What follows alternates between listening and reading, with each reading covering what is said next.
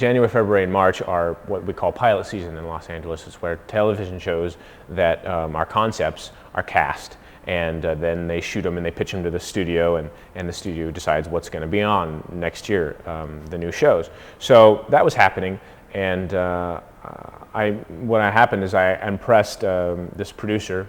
I had 3 callbacks for this particular show, and that producer was friends with Mick G, who at the time was directing Superman. So she thought that maybe I should meet Mick G. And actually, this producer had gone to the University of Iowa, which was very cool. I think she was in the some film studies at the University of Iowa. So anyway, she set up that first meeting. I had that meeting with him, and then I auditioned, had a callback, screen tested. That was all took about 4 months, and then he left the project. I continued bartending that whole time, and then Bryan Singer came on the project.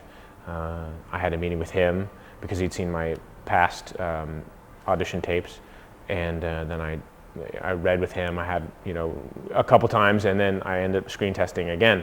So all in all, it was 7 months for me from my first meeting about the possibility of playing Superman with a different director to actually getting the role. So it was a lot of time for me to think about it.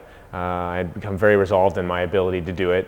I'd been able to do a lot of work on the character at that time. So I felt really good about it, and I knew that it was something that I was going to do. I just kind of had that feeling. So when it actually happened and I got the news, I was not so much shocked as I was relieved that I could finally, I knew that I was actually going to get to play this guy, more than just one or two screen tests.